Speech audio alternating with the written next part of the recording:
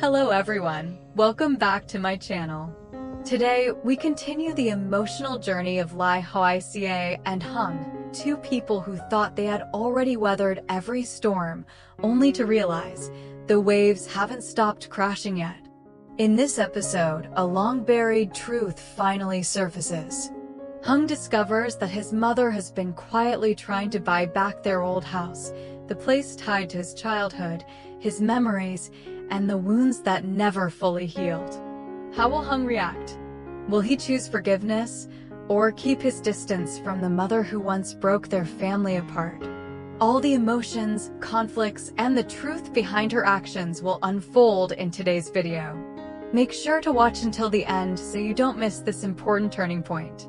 Hùng was living alone in a small house right next to his station, a temporary room he had just moved into, with no time to buy proper furniture.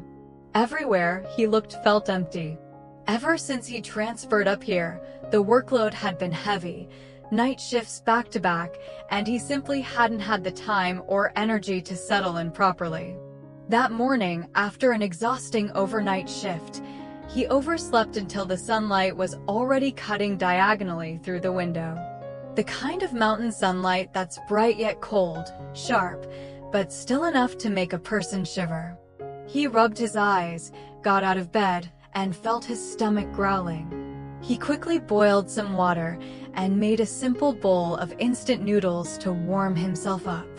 Nothing fancy, nothing seasoned, just something to stay awake. He had barely taken a few sips of broth when the sound of a motorbike echoed in the yard. A younger officer from the village, someone close to Hùng, parked and stepped in with a bright grin. The morning meeting got cancelled. I'm heading down to the commune office to help the villagers with paperwork. On the way here, I figured I'd stop by and check if you're missing anything. The moment he heard that, something warm settled in Hùng chest. Here in the mountains, people cared for each other in the simplest way. If someone had a free moment, they'd drop by to check on their comrades and lend a hand if needed. The two of them pulled out chairs and sat down to chat. Hùng looked around the still bare room and let out a long sigh. I just transferred here, haven't had the chance to buy anything. No blanket yet, the mattress is thin, even the mosquito net is torn. Nights are freezing. I'm short on all kinds of basic stuff. The village officer nodded, concern written on his face. Up here, you really gotta be prepared for the cold season. Without proper blankets, it's easy to get sick or go into cold shock. Hùng let out a helpless smile.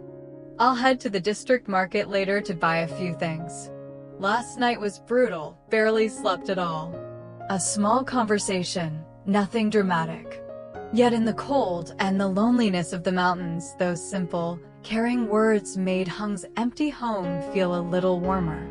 Down in the lowlands, while Hùng was still struggling with endless work in the mountains, his mother was stepping into a heartbreaking journey of her own, a journey of finally facing her mistakes and racing against time to buy back the house she once lost. That morning was gloomy, the wind cool and thin. She put on a worn-out jacket, clutching an old faded cloth bag against her chest. Inside that bag were stacks of money she had carefully tied with rubber bands, 600 million dong saved from months of exhausting labor, washing dishes, carrying loads, collecting scrap, even cleaning people's houses every weekend. Every coin she saved was like adding one more drop of hope. Hope to make things right. Hope that one day her children would look at her without resentment. Hope that she could return to them a home, even if it could never make up for the years already gone. She walked to Mr. Mana's gate and knocked softly, as if afraid of disturbing anyone. He opened the door, and the moment he saw her frail, trembling figure and reddened eyes, he knew something was wrong. She sat down on a chair, gripping the handle of her bag, her voice shaking like someone who had forgotten how to breathe. They agreed to sell it back. But they're asking for 800 million. I only saved 600. Before she even finished the sentence, tears overflowed from the corners of her eyes.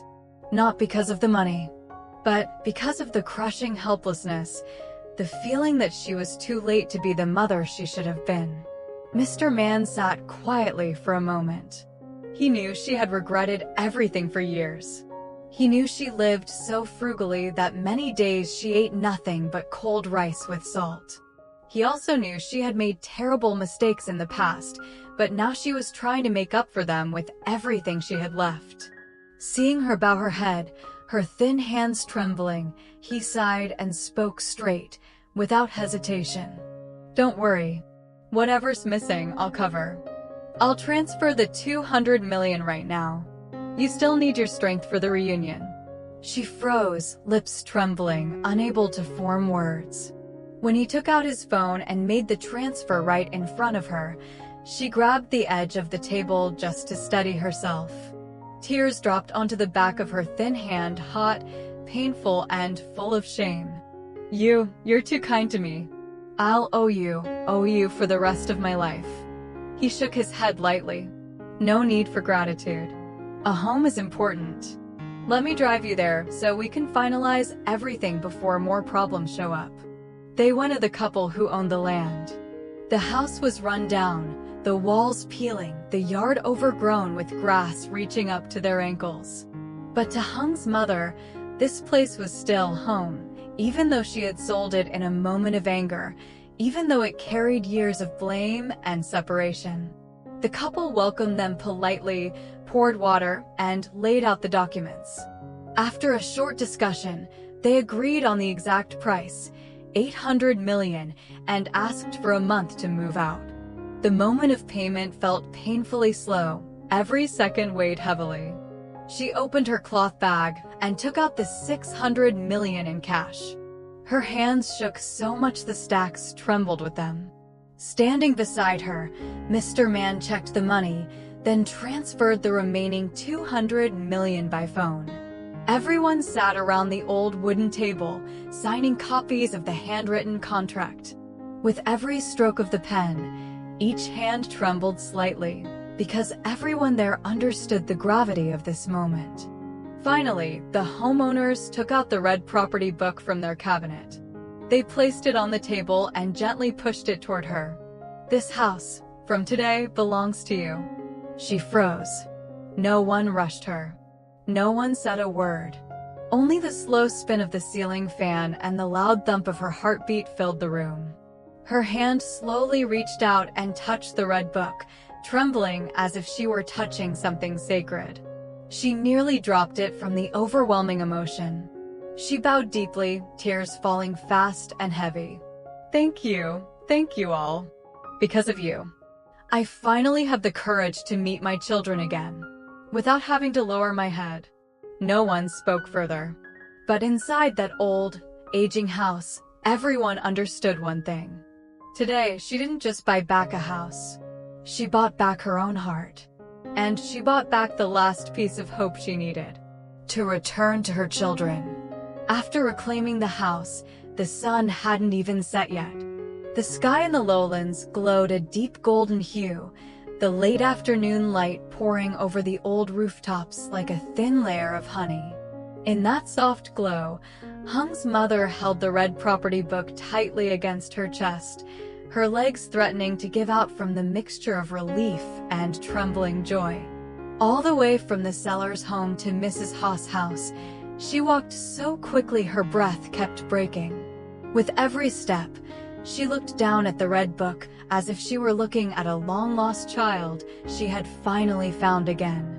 Now and then, she gently squeezed it, gently pressed it to her chest, afraid that if she loosened her grip even slightly, the house, and the tiny bit of hope it represented, would slip away from her one more time. When she reached the gate of Mrs. Haas's home, she stood still for a few seconds to catch her breath. The breeze blew through, lifting her silver strands of hair. She raised a hand to smooth them down, trying to make herself look presentable. She hurriedly wiped away the last traces of tears from the corners of her eyes, not wanting anyone to see her arriving in such a fragile state. Hearing footsteps outside, Mrs. Haas stepped out.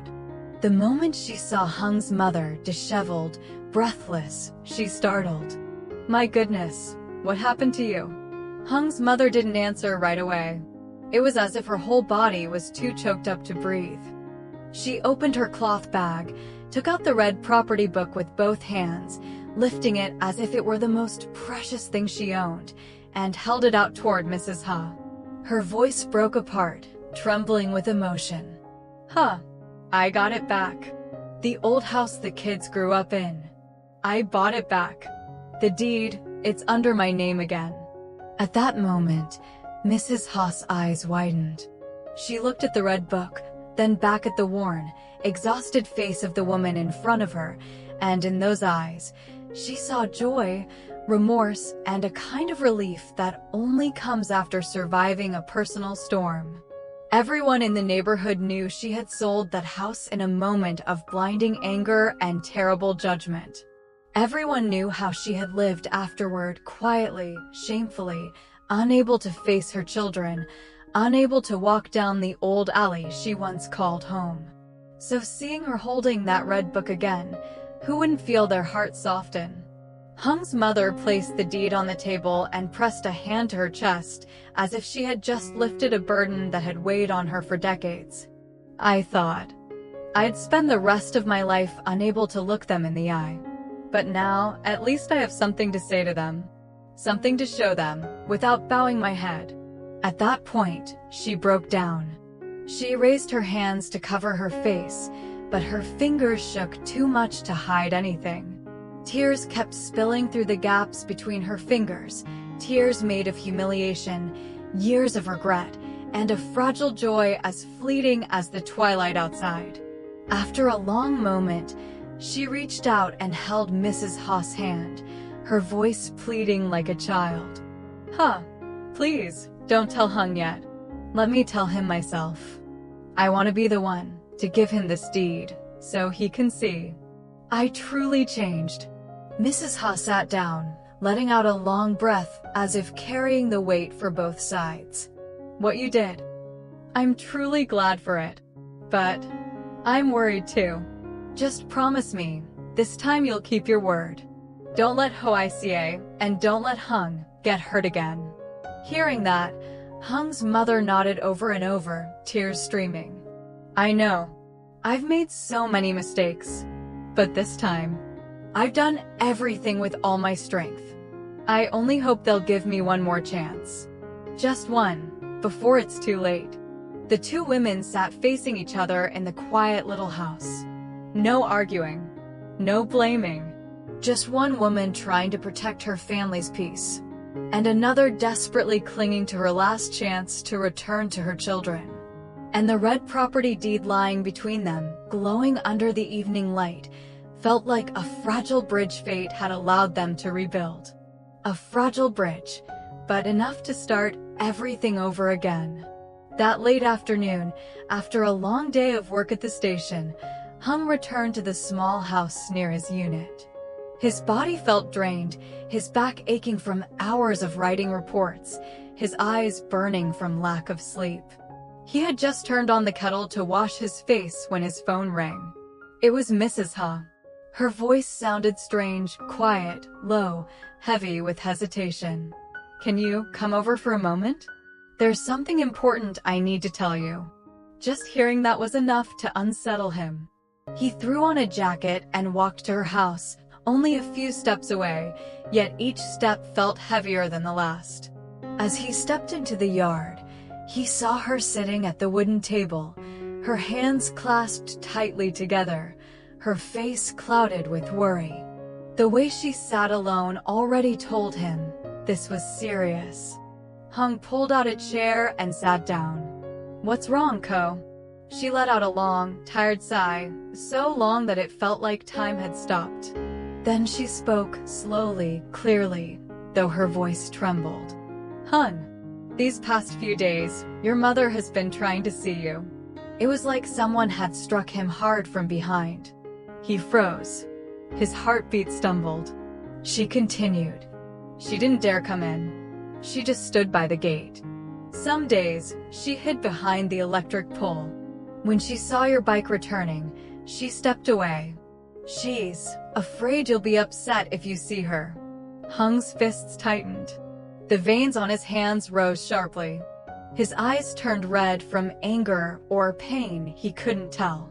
Mrs. Ha reached under the table, took something out, and placed it gently in front of him.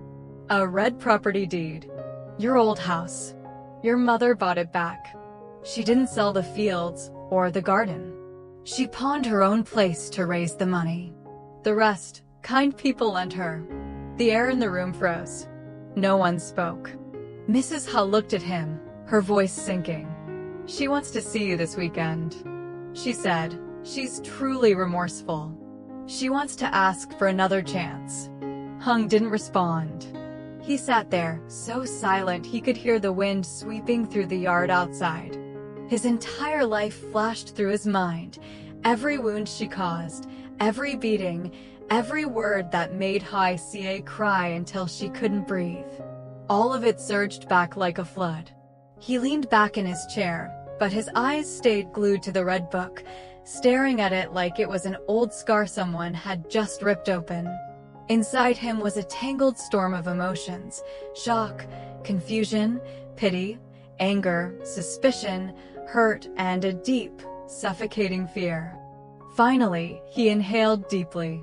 When he spoke, his voice was firm, each word closing a door. I don't want to see her. Mrs. Ha jerked in surprise, eyes widening. Hung continued, this time his voice didn't shake. It was cold and sharp.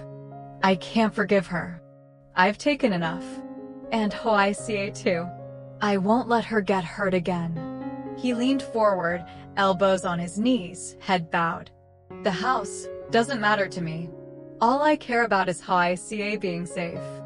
I don't trust my mother. I don't know if this time is real, or if she's planning something again. Mrs. Ha opened her mouth to speak, but before she could, Hung lifted his head and looked straight at her. Before I meet her, I need to investigate. I need to know exactly what she wants.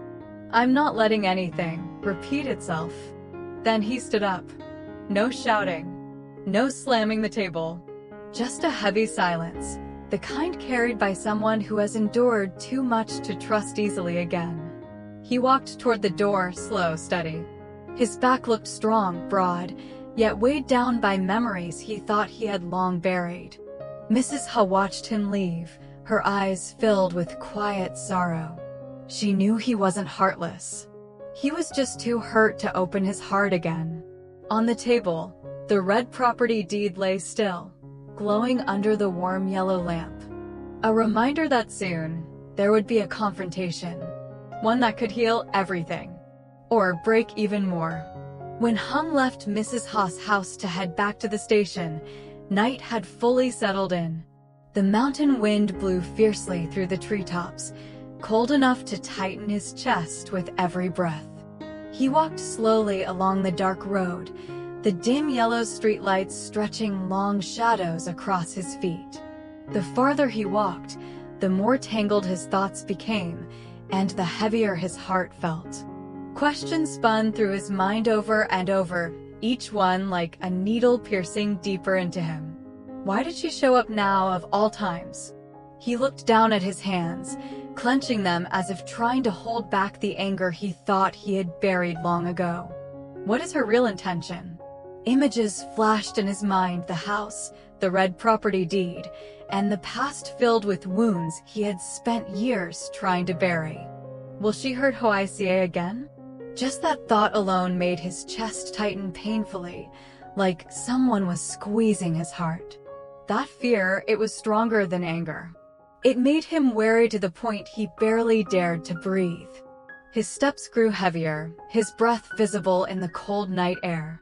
Every step carried a different weight, the chill of old memories resurfacing like a rewound film.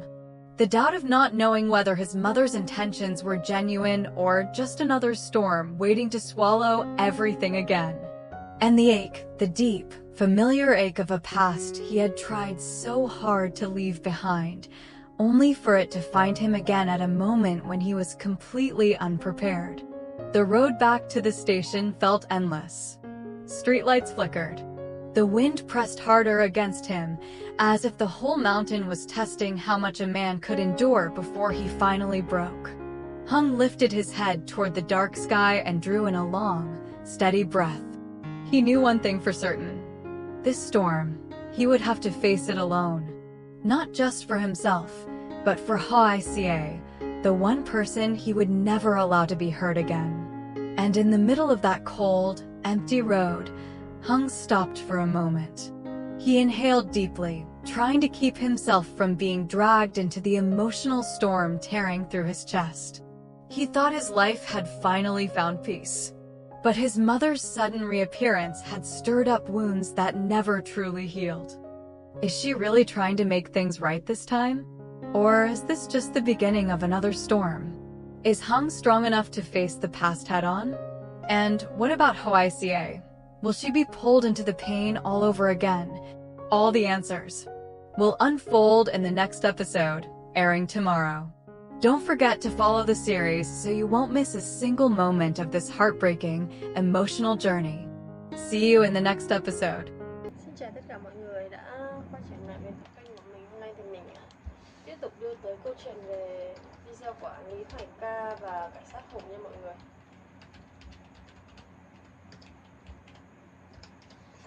Bây giờ thì mình đang đặt tên video. Mình cũng đang xuất âm thanh cho video. Bây giờ xuất âm thanh xong rồi thì mình sẽ cho vào video và mình sẽ xuất ra nha mọi người. Mình thì vẫn đang trong về quá trình edit và chưa có hoàn thành. Video hôm nay thì mình làm dài 21 phút. Mình sẽ chỉnh lại cho hình ảnh nó khớp với âm thanh.